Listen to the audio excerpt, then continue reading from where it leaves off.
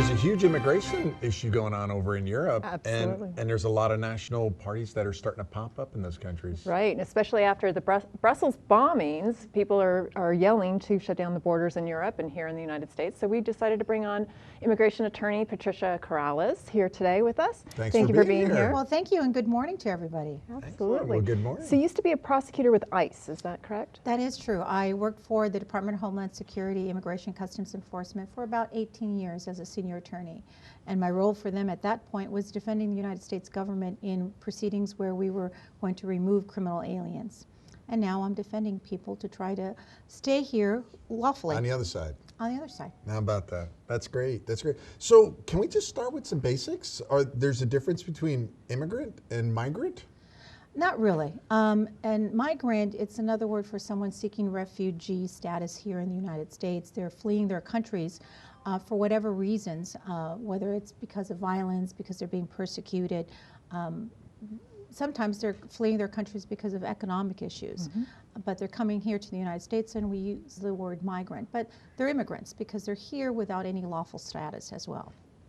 It's a little bit different, though, with what's happening in Europe and with Syria crossing so many of the European borders and so forth. What are your feelings about some of those Actually, differences? it's really not that different. Okay. And you know, I find it strange that our country is actually looking at the Syria situation any different than what we saw about a year and a half ago when we had all those children coming from the what we call the triangle countries, Guatemala, El Salvador, and Honduras, coming to this country, seeking refuge in this country. The Syrians are fleeing their country because of the political situation, because of the violent situation that their country is undergoing at the moment, and they're coming to countries in Europe for the same reasons, for seeking refugee status. So it's really no different.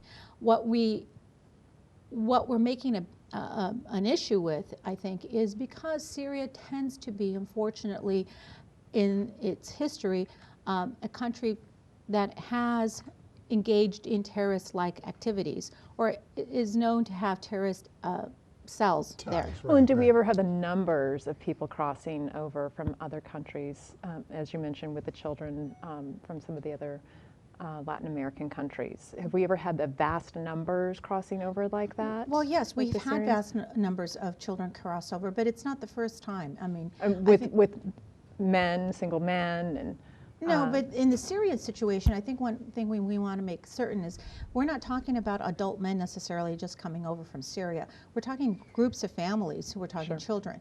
So what the issue with Syria is that because Syria has sponsored terrorism previously, and it is known for having terrorist ties, the likelihood of some of the Syrian refugees coming to countries like Brussels, coming to countries like Paris, coming to countries like France, I should say, and even coming here in the United States, is that they could be coming here, and those individuals who are coming here are not really refugees, are not really people who are seeking the protection of the United States government, or the protection of the other countries, but are there to actually do harm to those countries. Some of those individuals are probably or can be connected to terrorist cells, and therefore there's that element of, well, why are we letting people from Syria who we don't really know anything about these individuals come into our country? How do we know they're not going to bring terrorism to our country?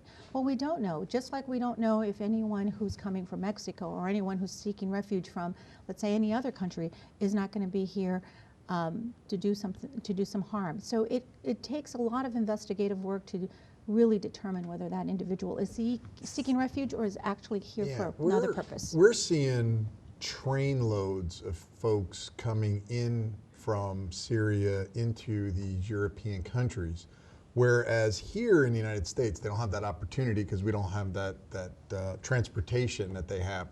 But they are coming in, and we're doing background checks on people, and we're going through the same process that's currently in place. I mean, I feel that the Europeans are more at risk for that happening than we are here. Well, I think that's a valid point. I mean, the transportation among the European countries is facilitates it facilitates people coming in as refugees more easily than people who are coming into the United States. But one of the things that I take exception with, frankly, is the president, our current president Obama. when the Syrian crisis was at its forefront, if you will, he indicated that we would not close our borders for the Syrian refugees. But it's interestingly enough, he did indicate that he would close the borders for our young children who are crossing deadly paths to come to the United States from Honduras and Guatemala and El Salvador. Why? Because there's a political issue. We have to be very honest and frank and speak about that. We're interested in Syria because Syria has political reasons why we're interested in, economic reasons we're interested in Syria. So we're going to give more or protect those refugees more. So then we're going to protect refugees coming in from Guatemala, El Salvador, and Honduras. Why? Because it's not in our political interest. Patty Corrales, thank you. We appreciate you being here. Thank you so Exactly. much Well, thank you. for sharing all this information. That's great. Thank you so much. Thank you. Up next is heart disease. Heart There we disease go. preventable. We have concierge Dr. Joshua Jacoby is going to tell us on how to do that.